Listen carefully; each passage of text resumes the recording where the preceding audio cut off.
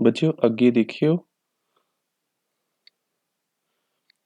The first atom bomb the next part देखो about half an hour after the explosion the sky all around Hiroshima was still cloudless.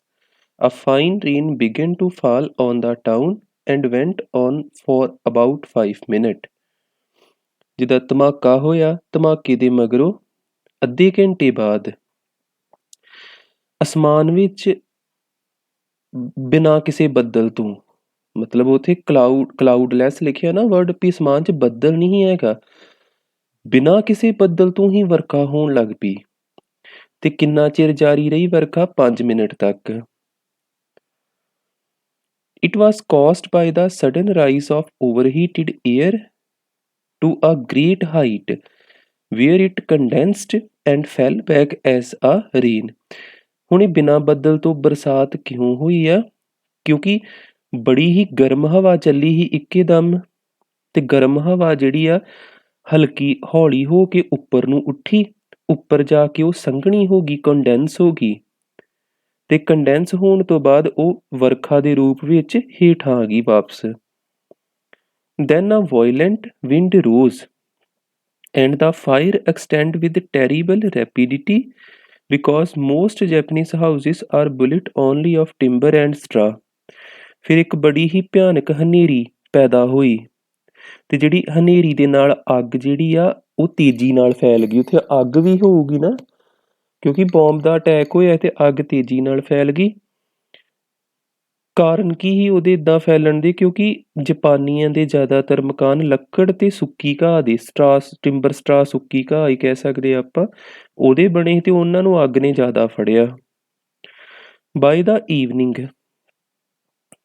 The fire began to die down ਸ਼ਾਮ ਤੱਕ ਜਿਹੜੀ ਆ ਉਹ ਅੱਗ ਘਟਣੀ ਸ਼ੁਰੂ ਹੋਈ and then it went out ਤੇ ਫਿਰ ਪੂਰੀ ਹੀ ਬੁਝ ਜਾਂਦੀ ਆ ਬੁਝ ਗਈ there was nothing left to burn क्योंकि उत्थे कुछ बचिया ही नहीं ਜਿਹੜਾ ਬਲ ਸਕੇ ਹੋਰ ਸਾਰਾ ਕੁਝ ਹੀ ਤਬਾਹ ਹੋ ਗਿਆ ਸੀ Hiroshima had ceased to exist Hiroshima ਦੀ ਜਿਹੜੀ ਹੋਂਦ ਸੀ ਉਹ ਖਤਮ ਹੋ ਚੁੱਕੀ ਸੀ ਦ ਜੈਪਨੀਜ਼ broke off ਜਾਪਾਨੀ ਜਿਹੜੇ ਹੀ ਜਾਪਾਨੀ ਬੋਲਦੇ ਬੋਲਦੇ ਰੁਕ ਗਿਆ and then pronounced one word with indescribable but restrained emotion ਫਿਰ ਉਹਨੇ ਇੱਕ ਅਜੀਬ ਜਿਹਾ ਲਫ਼ਜ਼ ਬੋਲਿਆ ਜਿਹਨੂੰ ਡਿਸਕਰਾਈਬ ਨਾ ਕੀਤਾ ਜਾਂਦਾ ਹੋਵੇ ਲੁੱਕ ਕਹਿੰਦਾ ਦੇਖੋ about 2.5 miles from the center of town all the buildings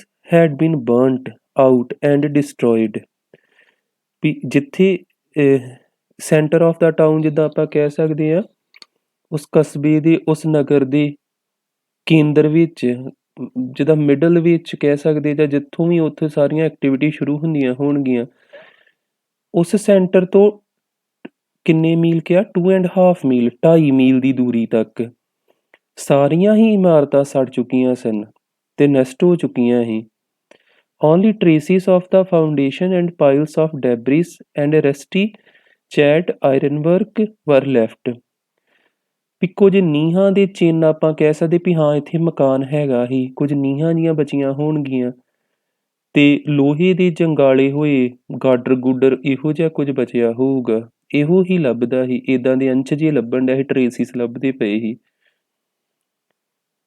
at 3/4 of a mile from the center of the explosion nothing at all was left ਜਿੱਥੇ ਧਮਾਕਾ ਹੋਇਆ ਸੀ ਉਹਦੇ ਤੋਂ 3/4 ਆਪਾਂ ਕਹਿ ਸਕਦੇ ਇੱਕ ਮੀਲ ਨਹੀਂ 1 ਮੀਲ ਤੋਂ ਘੱਟ ਜਿੱਦਾਂ 1 ਮੀਲ ਦੇ ਜੇਕਰ ਆਪਾਂ 4 ਹਿੱਸੇ ਕਰੀਏ 3 ਹਿੱਸੇ ਜਿਹਨੂੰ ਪੌਣਾ ਮੀਲ ਵੀ ਆਪਾਂ ਕਹਿ ਦੇਈਦਾ ਉੱਥੋਂ ਤੱਕ ਕਹਿੰਦੇ ਪੌਣੇ ਮੀਲ ਤੱਕ ਤੇ ਬਿਲਕੁਲ ਹੀ ਕੁਝ ਨਹੀਂ ਹੀ ਬਚਿਆ nothing at all was left ਸਾਰਾ ਕੁਝ ਹੀ ਤਬਾਹ ਹੋ ਗਿਆ ਸੀ ਐਵਰੀਥਿੰਗ ਹੈਡ ਡਿਸਅਪੀਅਰਡ ਹਰ ਚੀਜ਼ ਅਲੋਪ ਹੋ ਚੁੱਕੀ ਸੀ It was a stony waste littered with debris and twisted girders. ਬਸ ਜਿੱਦਾਂ ਆਪਾਂ ਕਹਿ ਲਈਏ ਵੀ ਮਲਬਾ ਜਿਹਾ ਸੀ ਜਿਹਦੇ ਵਿੱਚ ਵਿੰਗੇ ਟੇਢੇ ਗਾਡਰ ਜਿਹੜੇ ਹੁੰਦੇ ਆ ਉਹ ਇੱਧਰ ਉੱਧਰ ਪਏ ਸੀ We got out of the car and made our way slowly through the ruins into the center of the dead city. ਆ ਕਹਿੰਦਾ ਇਹ ਜਿਹੜਾ ਲਿਖਦਾ ਪਿਆ ਹੈ ਐਸੇ ਮਾਰਸ਼ਲ ਯੂਨੀਦ, ਇਹ ਕਹਿੰਦੇ ਨੇ ਵੀ ਅਸੀਂ ਕਾਰ ਚੋਂ ਬਾਹਰ ਆਏ ਤੇ ਜਿਹੜੇ ਤਬਾਹ ਹੋਏ ਹੀ ਖੰਡਰ ਉਹਨਾਂ ਵੱਲ ਹੌਲੀ ਹੌਲੀ ਤੁਰਦੇ ਗਏ। ਉਹਨੂੰ ਮ੍ਰਿਤਕ ਨਗਰ ਕਿਹਾ ਵਾ। ਮ੍ਰਿਤਕ ਨਗਰ ਦੇ ਕਹਿੰਦਾ ਅਸੀਂ ਮਿਡਲ ਵਿੱਚ ਪਹੁੰਚ ਗਏ, ਸੈਂਟਰ ਵਿੱਚ ਪਹੁੰਚ ਗਏ, ਡੈਡ ਸਿਟੀ ਕਿਹਾ ਜਿਹੜਾ ਸ਼ਹਿਰ 'ਚ ਜ਼ਿਆਦਾ ਤਬਾਹੀ ਹੋਈ।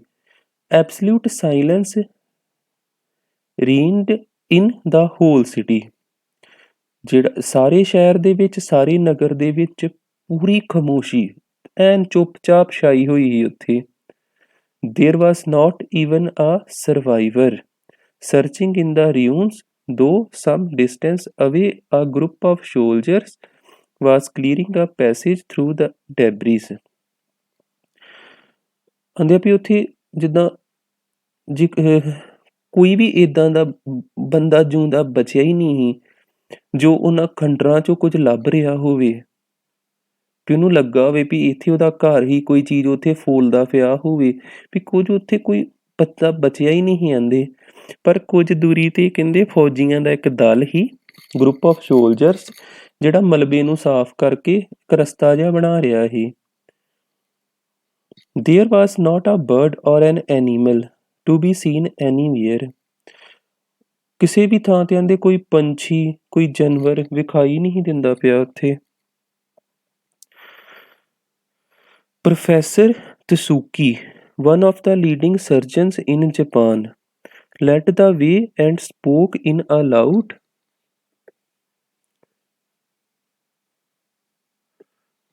Professor Tsuki, one of the leading surgeons in Japan, led the way and spoke in a loud voice so that we could all hear what he said।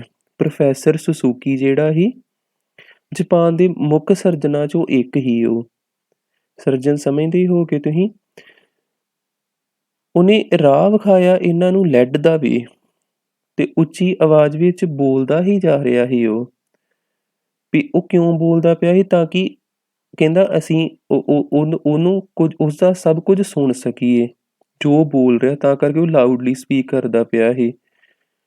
His sentences came to us disjointed as though by deep excitement and emotions।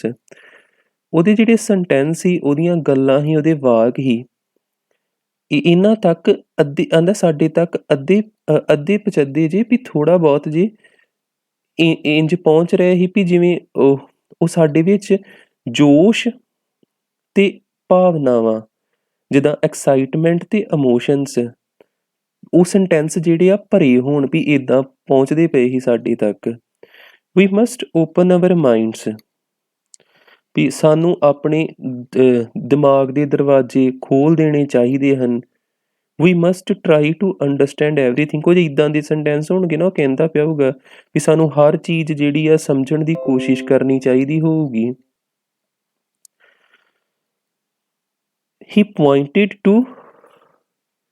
He pointed to remnants of the wall, the base of which ran for perhaps 6 or 7 yards। ਜਿਹੜਾ professor ਸੁਸੂਕੀ ਸੀ, ਉਹਨੇ ਕੀ ਕੀਤਾ, ਇੱਕ ਕੰਧ ਵੱਲ ਇਸ਼ਾਰਾ ਕਰਦੇ ਕਿਹਾ, ਕੀ ਕਿਹਾ ਵੀ ਜਿਹੜੀ ਕੰਧ ਲਗਭਗ ਕਿੰਨਾ ਕਿਹਾ ਵਾ, 6 to 7 ਯਾਰਡ, ਵੀ ਇੱਥੋਂ ਤੱਕ ਉਹ ਫੈਲੀ ਹੋਈ ਹੀ ਕੰਧ। ਤੇ ਕੀ ਕਹਿੰਦਾ ਇਸ਼ਾਰਾ ਕਰਕੇ, There was a hospital here, gentlemen, 200 beds, 8 doctors, 20 nurses, every single one, and all the patients were killed। That's what an atomic bomb does। ਕਹਿੰਦਾ ਵਾ ਇਹਨਾਂ ਨੂੰ ਵੀ ਇੱਥੇ ਇੱਕ ਹਸਪਤਾਲ ਹੋਇਆ ਕਰਦਾ ਸੀ, 200 ਬੈਡਸ ਵਾਲਾ ਹਸਪਤਾਲ ਹੀ, ਵੀ 200 ਪੇਸ਼ੈਂਟਸ ਨੂੰ ਸੰਭਾਲ ਸਕਦਾ ਸੀ ਉਹ ਹਸਪਤਾਲ, ਤੇ 8 ਡਾਕਟਰ ਹੀ ਤੇ 20 ਨਰਸਾਂ ਹੀ,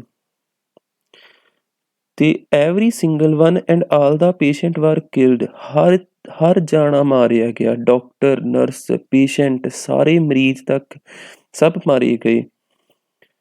ਕਹਿੰਦਾ ਵੀ that's what an atomic bomb does, ਵੀ ਅਜਿਹਾ ਵਾ ਜੋ ਇੱਕ ਐਟਮ ਬੰਬ ਕਰਦਾ ਹੈ, ਵੀ ਐਟਮ ਬੰਬ ਕਿੰਨਾ ਭਿਆਨਕ ਹੈ। ਨੈਕਸਟ ਪੇਜ ਦੇਖੀ ਜਾਇਓ।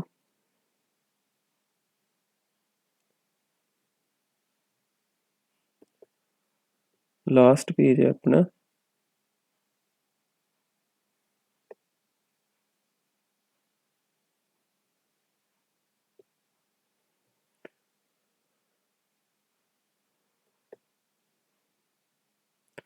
ਨੈਕਸਟ ਹੈਗਾ a few days before I left Tokyo, Brigadier General Baker, one of the American officer in charge of foreign relations, informed me that General MacArthur wished to receive the delegation of the International Red Cross। ਕਹਿੰਦਾ ਵੀ ਮੇਰੀ Tokyo martial ਜੁਨੇਦ ਹੈ ਜੋ ਕਹਿੰਦਾ ਪਿਆ ਏ ਵੀ ਮੇਰੇ ਜਿੱਦਾਂ Tokyo ਛੱਡ ਕੇ ਜਾਣ ਤੋਂ ਕੁਝ ਦਿਨ ਪਹਿਲਾਂ ਕਿਹਦਾ ਨਾਮ ਲਿਆ ਵਾ? ਬ੍ਰਿਗੇਡੀਅਰ ਜਨਰਲ ਬੇਕਰ ਦਾ। ਕੌਣ ਹੀ ਉਹ? One of the American officer incharge of foreign relation, ਵੀ ਜੋ ਆ ਕੋਈ ਡਿਪਾਰਟਮੈਂਟ ਹੋਊਗਾ ਨਾ ਫੋਰਨ ਰਿਲੇਸ਼ਨ, ਵਿਦੇਸ਼ ਨਾਲ ਸੰਬੰਧਾਂ ਨਾਲ, ਉੱਥੋਂ ਉਹਦਾ ਇੰਚਾਰਜ ਹੀ ਏ। ਉਹਨੇ ਕੀ ਇਨਫੋਰਮ ਕੀਤਾ ਵੀ ਜਨਰਲ ਮੈਕਾਰਥਰ ਜਿਹੜਾ ਵਾ ਉਹਨੇ ਕੀ ਤੈਅ ਕੀਤਾ, ਜਨਰਲ ਮੈਕਾਰਥਰ ਨੇ, ਉਹ ਕਿਹਨਾਂ ਨੂੰ ਮਿਲਣਾ ਚਾਹੁੰਦਾ ਵਾ? ਜਿਹੜੇ ਰੈੱਡ ਕਰਾਸ ਵਾਲੇ ਪ੍ਰਤੀਨਿਧ ਨੇ ਉਹਨਾਂ ਨੂੰ ਮਿਲਣਾ ਚਾਹੁੰਦਾ ਸੀ ਉਹ। General MacArthur received us in his office on the top floor of the building। General MacArthur ਨੇ top floor of the building, ਇਮਾਰਤ ਜਿਹੜੀ ਹੁੰਦੀ ਉਹਦੀ ਸਭ ਤੋਂ ਉੱਪਰਲੀ ਮੰਜ਼ਿਲ ਵਿੱਚ ਉਹਦਾ ਦਫ਼ਤਰ ਹੀ, ਤੇ ਇਹਨਾਂ ਨਾਲ ਮੁਲਾਕਾਤ ਕੀਤੀ ਮਾਰਸ਼ਲ ਯੂਨੇਦ ਹੋਣਾ ਨਾਲ। He was wearing the ordinary service uniform of the US army. ਉਹਨੇ ਕੀ ਪਹਿਨਿਆ ਹੋਇਆ ਸੀ? ਜੋ ਵੀ ਆਰਮੀ ਦੀ ਯੂਨੀਫਾਰਮ ਹੁੰਦੀ ਆ ਆਮ ਤੌਰ 'ਤੇ ਉਹ ਹੀ ਪਾਈ ਸੀ ਉਹਨੇ। And the only indication of his high rank ਵਰ 5 ਸਟਾਰ ਇਨ ਈਚ ਸ਼ੋਲਡਰ ਸਟ੍ਰੈਪ। ਉਹ ਜਿੱਦਾਂ ਆਪਣੇ ਰੈਂਕ ਦਾ, ਆਪਣੀ ਪਦਵੀ ਦਾ ਇੱਕ ਸੰਕੇਤ ਜਿਹਾ ਵੀ ਉੱਥੇ ਮਿਲਦਾ ਪਿਆ ਸੀ ਵੀ ਉਹਦੇ ਮੋਢੇ 'ਤੇ ਲੱਗੇ ਸੀ 5 ਸਟਾਰ ਇੱਧਰਲੇ ਬੰਨੇ ਤੇ 5 ਸਟਾਰ ਦੂਜੇ ਸ਼ੋਲਡਰ 'ਤੇ ਲੱਗੇ ਸੀ। He invited us all to sit down near the window which gave on to the ground of the imperial palace, and sitting down with us and smoking his traditional pipe, he talked to us freely। ਉਹਨੇ ਜਿੱਦਾਂ ਕਹਿੰਦਾ ਹੈ ਵੀ ਸਾਨੂੰ ਸਾਰਿਆਂ ਨੂੰ window ਦੇ ਕੋਲ ਬੈਠਣ ਲਈ ਕਿਹਾ, ਤੇ ਵਿਚ give on the ground of the imperial palace, ਵੀ ਉਸ ਵਿੰਡੋ ਤੋਂ ਇੰਪੀਰੀਅਲ ਪੈਲੇਸ ਦੀ ਗਰਾਊਂਡ, ਮੈਦਾਨ ਜਿਹੜਾ ਉਹ ਦਿਖਾਈ ਦਿੰਦਾ ਪਿਆ ਸੀ। ਤੇ ਸਾਡੇ ਨਾਲ ਹੀ ਉਹ ਕਹਿੰਦਾ ਬੈਠਾ ਸੀ, ਤੇ ਆਪਣੀ ਜੋ ਵੀ ਉਹਦੀ ਹੋਊਗੀ ਇਹ ਰਵਾਇਤੀ ਪਾਈਪ, ਟਰਡੀਸ਼ਨਲ ਪਾਈਪ, ਉਹਦੇ ਵਿੱਚ ਉਹ ਹੁੱਕਾ ਪੀਂਦਾ ਪਿਆ ਸੀ ਜਾਂ ਜੋ ਵੀ ਕੁਝ ਪੀਂਦਾ ਪਿਆ ਸੀ ਉਹਦੇ 'ਚੋਂ, ਤੇ ਖੁੱਲ੍ਹ ਕੇ ਗੱਲ ਕੀਤੀ ਕਹਿੰਦਾ ਸਾਡੇ ਨਾਲ ਉਹਨੇ। He thanked us for the work he had done on the behalf of imprisoned Americans,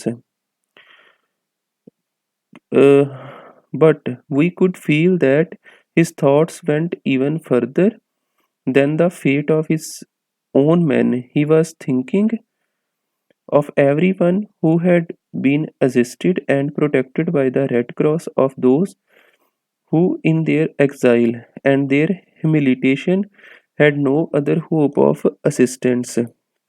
ਕਹਿੰਦਾ ਵੀ ਉਹਨੇ ਸਾਡਾ ਧੰਨਵਾਦ ਕੀਤਾ। ਕੋਈ ਇਹਨਾਂ ਨੇ ਰੈੱਡ ਕਰਾਸ ਵਾਲਿਆਂ ਨੇ ਕੰਮ ਕੀਤਾ ਹੋਊਗਾ ਨਾ, ਵੀ ਜਿਹੜੇ ਬੰਦੀ ਬਣਾਏ ਗਏ ਹੋਣਗੇ ਅਮਰੀਕੀਆਂ ਲਈ, ਉਹਨਾਂ ਲਈ ਕੋਈ ਇਹਨਾਂ ਨੇ ਸੇਵਾ ਕੀਤੀ ਹੋਊਗੀ, ਕੰਮ ਕੀਤਾ ਹੋਊਗੀ।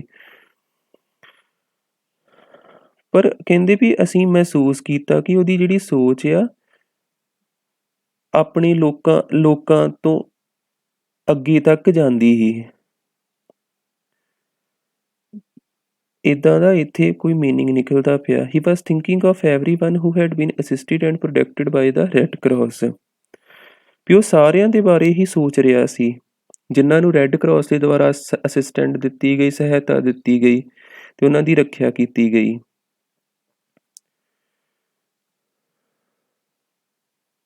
ਤੇ ਮਤਲਬ ਜਿਹੜੇ ਲੋਕ ਅਪਮਾਨ ਦੀ ਜ਼ਿੰਦਗੀ ਜੀ ਰਹੇ ਸੀ, ਉਹਨਾਂ ਦੀ ਮਦਦ ਅਤੇ ਉਮੀਦ ਜਿਨ੍ਹਾਂ ਨੂੰ ਮਦਦ ਤੇ ਉਮੀਦ ਦੀ ਨਹੀਂ ਸੀ, ਰੈੱਡ ਕਰਾਸ ਵਾਲੇ ਵੀ ਉਹਨਾਂ ਦੇ ਹੈਲਪਫੁਲ ਹੋਣਗੇ ਨਾ, ਉਹਨਾਂ ਦੀ ਪ੍ਰੋਟੈਕਸ਼ਨ ਕਰਦੇ ਹੋਣਗੇ। ਇਹ ਸਾਰੀਆਂ ਕੰਮਾਂ ਲਈ ਰੈੱਡ ਕਰਾਸ ਦਾ ਜਨਰਲ ਮੈਕਆਰਥਰ ਨੇ ਧੰਨਵਾਦ ਕੀਤਾ।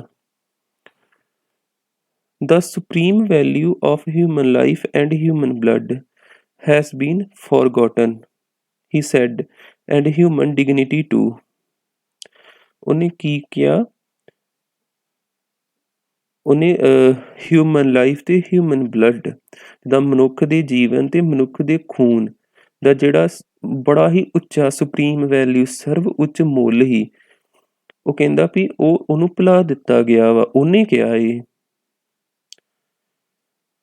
ਤੇ ਹੋਰ ਉਹਨੇ ਕਿਹਾ ਕਿਹੜੀ ਚੀਜ਼ ਭੁੱਲ ਗਏ ਆਪਾਂ? ਮਨੁੱਖ ਦੇ ਸਨਮਾਨ ਨੂੰ ਵੀ ਆਂਦਾ, ਜੇ ਲਿਖਿਆ ਨਾ ਹਿਊਮਨ ਡਿਗਨਿਟੀ, ਉਹਨੂੰ ਵੀ ਭੁਲਾ ਦਿੱਤਾ ਗਿਆ। In a firm voice emphasizing each word, he went on. Firm voice ਜਿੱਦਾਂ ਆਪਾਂ ਕਹਿ ਸਕਦੇ, ਇੱਕ ਦ੍ਰਿੜ ਜੀ ਆਵਾਜ਼ ਵਿੱਚ ਉਹ ਹਰ ਸ਼ਬਦ ਉੱਪਰ ਜ਼ੋਰ ਦਿੰਦਾ ਹੀ, ਜੋ ਕਹਿਣਾ ਜਾਰੀ ਰੱਖਣ ਡਿਆ ਸੀ। he went on, ਜਿੱਦਾਂ ਕਹਿਣਾ ਜਾਰੀ ਰੱਖਿਆ। ਕੀ ਕਹਿਣ ਲੱਗਾ ਸੀ ਉਹ? force is not a solution for man's problem.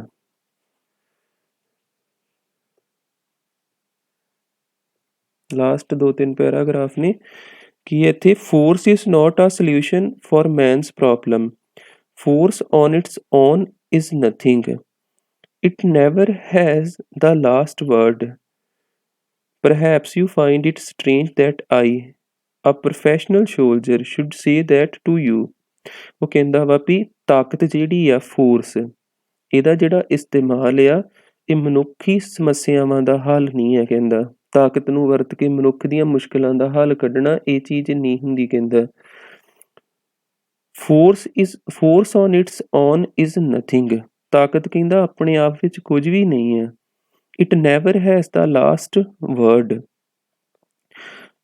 ਇਹ ਮਤਲਬ ਵੀ ਇਹ ਆਖਰੀ ਵਰਡ, ਆਪਾਂ ਇੱਥੇ ਮੀਨਿੰਗ ਲਿਖਿਆ ਵਾ ਆਖਰੀ ਵਿਕਲਪ, ਵੀ ਇਹਨੂੰ ਆਪਾਂ ਆਖਰੀ ਵਿਕਲਪ ਨਹੀਂ ਮੰਨ ਸਕਦੇ ਵੀ ਹਾਂ ਹੁਣ ਸਭ ਕੁਝ ਮੁੱਕ ਗਿਆ ਵਾ ਤੇ ਤਾਕਤ ਲਾਓ ਤੇ ਕਿਸੇ ਤੇ ਹਮਲਾ ਕਰ ਦਿਓ। ਇਹ ਆਖਰੀ ਵਿਕਲਪ ਨਹੀਂ ਕਹਿੰਦਾ ਹੋਣਾ ਚਾਹੀਦਾ।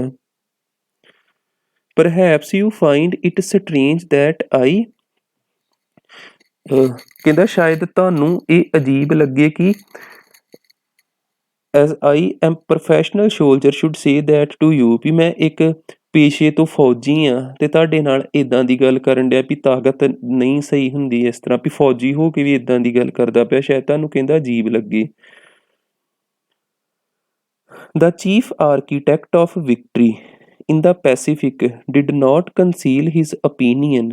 The peace still lay far ahead in the future. ਇੱਥੇ ਕਿਹੜਾ ਸੀ ਕਿਹਾ? ਪੈਸੀਫਿਕ ਹੁੰਦਾ ਪ੍ਰਸ਼ਾਂਤ ਮਹਾਸਾਗਰ। ਜਿਹੜਾ ਪ੍ਰਸ਼ਾਂਤ ਮਹਾਸਾਗਰ 'ਚ ਜਿਹੜਾ ਜਿੱਤ ਦਾ ਮੁਖੀ ਸੀ, ਉਹਨੇ ਵੀ ਆਪਣੇ ਵਿਚਾਰਾਂ ਨੂੰ ਨਹੀਂ ਲੁਕਾਇਆ ਵੀ ਉਹਦੇ ਮਨ 'ਚ ਕੀ ਗੱਲਾਂ ਸੀ। ਉਹ ਕਹਿੰਦਾ ਸੀ ਵੀ ਜਿਹੜੀ ਪੀਸ ਹੈ, ਸ਼ਾਂਤੀ ਹੈ, ਉਹ ਫਿਊਚਰ ਦੇ ਵਿੱਚ ਬੜੀ ਦੂਰ ਆ ਹਜੇ ਵੀ, far ahead in the future, ਵੀ ਹਜੇ ਲੜਾਈ ਝਗੜੇ ਕਹਿੰਦਾ ਇੱਦਾਂ ਹੀ ਚੱਲਦੇ ਰਹਿਣਗੇ, ਪੀਸ ਬਹੁਤ ਦੂਰ ਹੈ।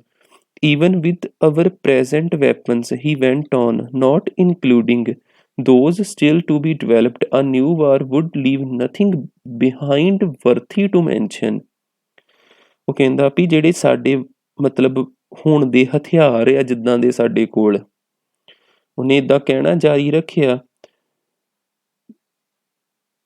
ਵੀ ਹਜੇ ਉਹ ਹਥਿਆਰ ਸ਼ਾਮਿਲ ਵੀ ਨਹੀਂ ਕੀਤੇ ਜਿਹੜੇ ਹਜੇ ਡਿਵੈਲਪ ਹੀ ਨਹੀਂ ਹੋਏ। ਉਹ ਕਹਿੰਦਾ ਵੀ ਜੇ ਇੱਕ ਯੁੱਧ ਹੋਰ ਲੱਗਦਾ ਵਾ ਤੇ ਪਿੱਛੇ ਕੁਝ ਵੀ ਨਹੀਂ ਬਚਣਾ ਜਿਹਨੂੰ ਵਰਣਨ ਕੀਤਾ ਜਾਊਗਾ, ਮੈਂਸ਼ਨ ਕੀਤਾ ਜਾਊਗਾ ਵੀ ਇੰਨੀ ਤਬਾਹੀ ਹੋ ਜਾਣੀ। And in even more precise terms, he sketched the danger of death and destruction which still hung over the world. ਤੇ ਉਹਨੇ ਹੋਰ ਵੀ ਸਪਸ਼ਟ ਸ਼ਬਦਾਂ ਵਿੱਚ ਕਿਹੜੀਆਂ ਚੀਜ਼ਾਂ ਨੂੰ and in even more precise terms he sketched the danger of death. ਮਤਲਬ ਬੜੇ ਹੀ ਸਪਸ਼ਟ ਸ਼ਬਦਾਂ ਵਿੱਚ ਮੌਤ ਤੇ ਵਿਨਾਸ਼ ਨੂੰ ਉਹਨੇ ਪੇਸ਼ ਕੀਤਾ ਕਿ ਜੋ ਸੰਸਾਰ ਦੇ ਉੱਪਰ ਕਹਿ ਲਓ ਵੀ ਮੰਡਰਾ ਰਿਹਾ ਸੀ, ਵੀ ਉਹਨੂੰ ਇੰਝ ਲੱਗਦਾ ਹੈ ਵੀ ਸੰਸਾਰ ਬੜੇ ਹੀ ਖਤਰੇ ਵਿੱਚ ਜਾਊਗਾ ਅੱਗੇ ਭਵਿੱਖ ਵਿੱਚ। ਇਹ ਜਿਹੜਾ ਮੁਖੀ ਸੀ ਪੈਸੀਫਿਕ ਓਸ਼ਨ ਦੇ ਵਿੱਚ ਜਿਹਨੇ ਜਿੱਤ ਹਾਸਲ ਕੀਤੀ ਹੋਊਗੀ ਕੋਈ।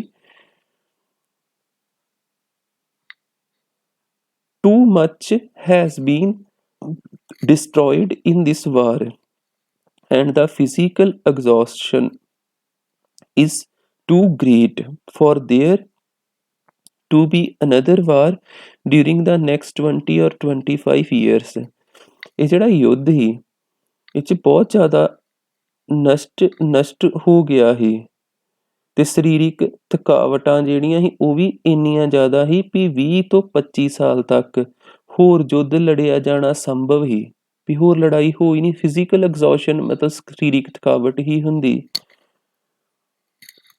But what will happen after that, ਪਰ ਉਸ ਦੇ ਬਾਅਦ ਕੀ ਹੋਵੇਗਾ। What will happen unless between now and then we do everything possible to save mankind for itself। ਫਿਰ ਸਵਾਲ ਹੈ ਇੱਕ, ਕੀ ਹੋਵੇਗਾ ਕਹਿੰਦੇ ਜੇਕਰ ਹੁਣ ਮਤਲਬ ਹੁਣ ਅਤੇ ਉਦੋਂ ਦੇ ਵਿਚਕਾਰਲੇ ਸਮੇਂ ਵਿੱਚ ਕਹਿੰਦਾ ਅਸੀਂ ਮਨੁੱਖ ਜਾਤੀ ਨੂੰ What will happen unless between now and then we do everything possible to save mankind for itself। ਵੀ ਅਸੀਂ ਮਨੁੱਖ ਜਾਤੀ ਨੂੰ ਆਪਣੇ ਆਪ ਤੋਂ ਬਚਾਉਣ ਲਈ ਹਰ ਸੰਭਵ ਕੋਸ਼ਿਸ਼ ਨਹੀਂ ਕਰਾਂਗੇ। ਮਤਲਬ ਜੇ ਅਸੀਂ ਮੈਨਕਾਇੰਡ ਨੂੰ ਬਚਾਉਣ ਦੀ ਹਰ ਸੰਭਵ ਕੋਸ਼ਿਸ਼ ਨਹੀਂ ਕਰਾਂਗੇ ਤੇ ਫਿਰ ਕੀ ਹੋਵੇਗਾ, ਇਹ ਵੀ ਸਵਾਲ ਹੀ। ਇੱਥੇ ਆਪਣਾ ਚੈਪਟਰ ਕੰਪਲੀਟ ਹੋਇਆ। ਠੀਕ ਹੈ, ਕੁਐਸਚਨ ਆਨਸਰ ਵੀ ਦੇਖਾਂਗੇ। ਪਹਿਲਾਂ ਚੈਪਟਰਸ ਆਪਾਂ ਦੇਖ ਲਈਏ ਕਿਹੜੇ ਕਿਹੜੇ ਆਪਾਂ ਨੂੰ ਕਹਾਣੀਆਂ ਪਤਾ ਲੱਗ ਜਾਣ।